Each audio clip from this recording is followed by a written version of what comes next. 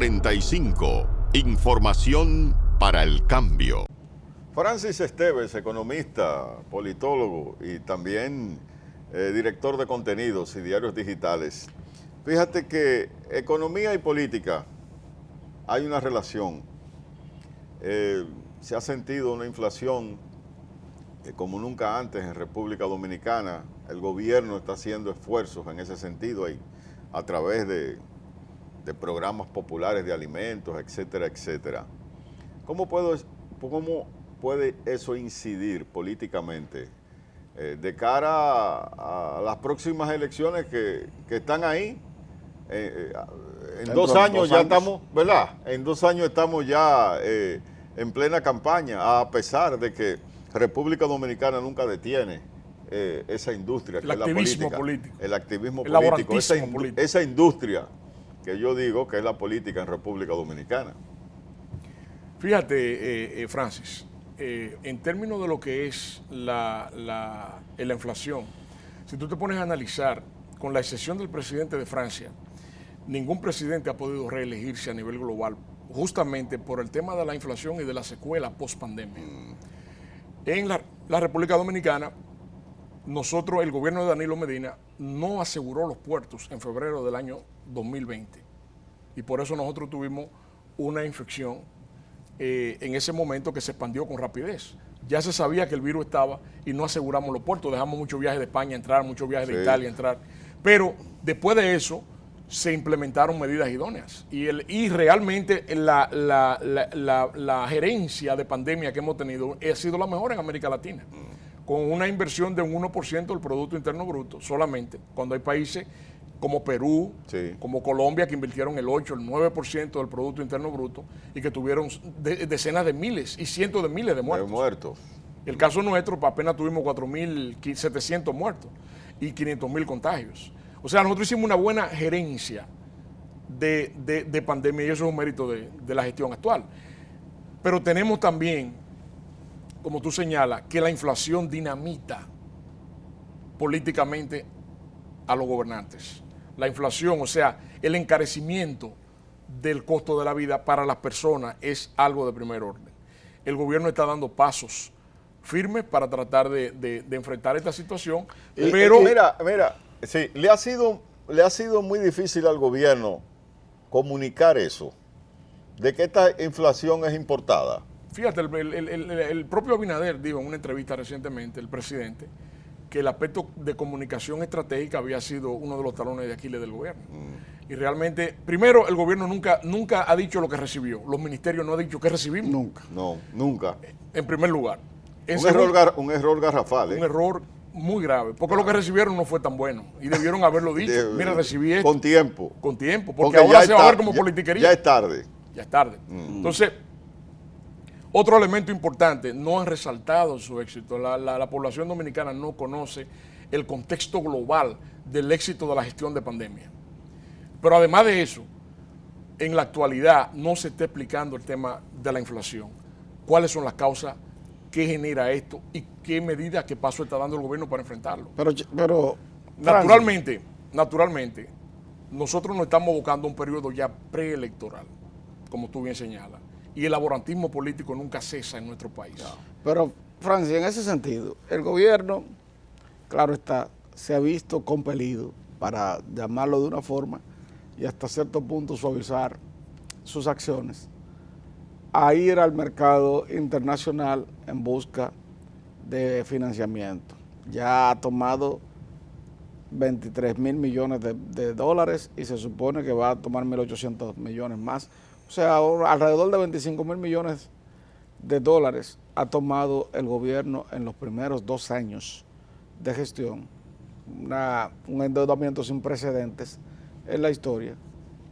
Y se pregunta uno, ¿el gobierno puede tener éxito solamente basándose en que hemos sido exitosos en las políticas para enfrentar la pandemia y atribuyéndole precisamente a la pandemia cualquier tipo de iniciativa que se haya retrasado?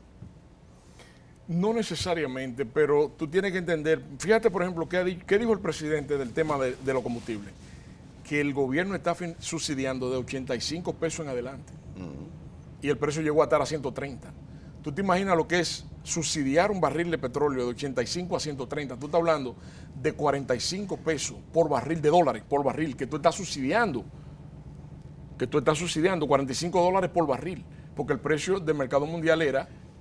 Entonces... Y estamos hablando, y eso hay que señalarlo, porque se presentó una crisis casi similar en el gobierno de Leonel Fernández, pero tenía Petrocaribe detrás.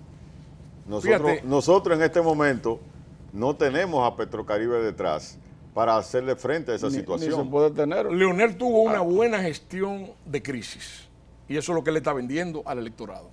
Ahora, esa gestión de crisis tuvo dos factores que tuvieron a su favor. Primero fue la capacidad de endeudamiento del país, que estaba prácticamente virgen. Tanto interna como externa. Porque el país se ha endeudado en pesos y en dólares. La gente sabe que se endeudó en dólares, pero no sabe que también se endeudó en pesos, claro, con los fondos de pensiones. Sí. Y los títulos y certificados del Banco Central Del y Banco del sector Central, secundario. Sí. Con Entonces, el famoso déficit cuasifical. Y el segundo elemento que lo ayudó en la gestión de crisis fue el tema de Petrocaribe. Entonces, tú tienes que de cara a las elecciones del año 2024, nada más hay dos temas. La gestión de manejo de crisis y la transparencia. El pueblo decidió en el año 2020 en favor de la transparencia. Pero el pueblo decidió en el año 2008 estabilidad macroeconómica sobre transparencia. Porque desde ese momento aquí todo el mundo estaba claro que el PLD había corporativizado la corrupción en el país. Pero la gente dijo, a pesar de eso, preferimos la estabilidad macroeconómica. Lo mismo pasó en el año 2012, lo mismo pasó en el año 2016. Entonces, entrando al 2020, finalmente se produce una explosión con el tema de la cancelación de las elecciones municipales, que dio como resultado el que Luis Abinader construyera mayoría basado en eso. Entonces, ¿qué tenemos en la actualidad? Que los dos temas electorales, nada más hay dos, porque tú puedes hablar de inflación, tú puedes hablar de agricultura, tú puedes hablar de endeudamiento, pero todo eso es gestión de crisis. Aquí nada más hay dos temas: gestión de crisis y transparencia. Luis Abinader, su gran activo político es la presunción de superioridad moral que todavía una mayoría de la población tiene sobre él, aun cuando hay dudas sobre muchos de sus funcionarios y del accionar de ellos. Pero él, como tal, como presidente, preserva una presunción de superioridad moral en un segmento importante de la población. Leonel Fernández le puede vender a la población buena gestión de crisis, pero no le puede vender transparencia. Entonces, ahí es que va a venir el debate electoral, en términos de qué tema va a ser el tema fundamental del electorado. Pero ¿qué tanto se puede vender la transparencia dentro de esa propuesta que tú acabas de señalar hacia el electorado de cara a las elecciones del 2024? Habida cuenta de que precisamente en la persecución de la corrupción, el gobierno de Luis Abinader, si bien es cierto, tiene unos 3 expedientes ya en la Procuraduría General de la República que han sido procesados. Esos mismos expedientes a uno le dejan ver, bueno, pero la transparencia solamente se circunscribe a ellos. O sea, la persecución de la corrupción solamente se circunscribe a ellos. Porque si es así, entonces los gobiernos anteriores fueron serios. Si es mirándolo desde ese punto de vista. Bueno, en términos de la justicia, Abinader le ofreció al país lo que se llama una justicia independiente, en términos de una procuraduría que no lo obedeciera a su dictamen, aun cuando él es quien la nombra. Pero el tema fundamental en esto, el tema de la transparencia, es de que hay un segmento mayoritario de la población que entiende, aunque tiene sus dudas, te reitero, no es que la gente cree que esto es una panacea. La gente sabe que hay corrupción, pero entiende que él todavía tiene una presunción de superioridad moral sobre la fuerza del pueblo y el PLD, y ese es su gran activo político, porque si él pierde esa presunción ante la población, ante ese segmento mayoritario, entonces el tema se va a quedar en manejo de crisis. ¿Quién maneja una crisis mejor, Leonel o Abinader? Ese va a ser el tema de discusión, si él pierde la presunción de superioridad moral que aún tiene.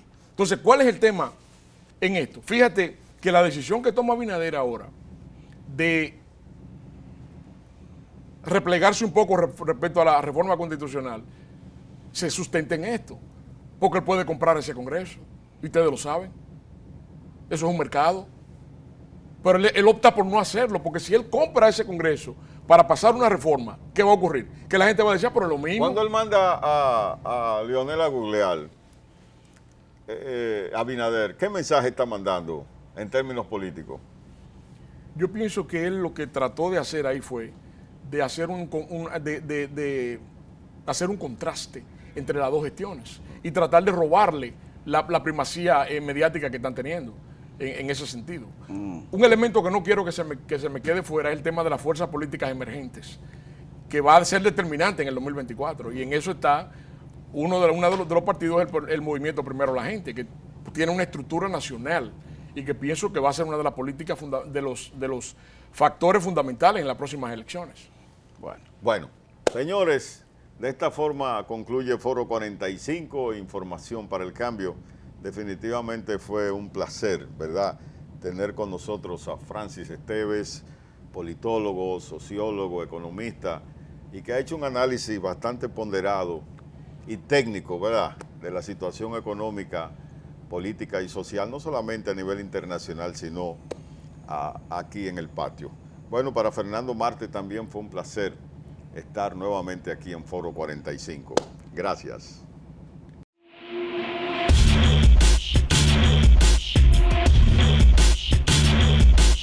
Foro 45. Información para el cambio.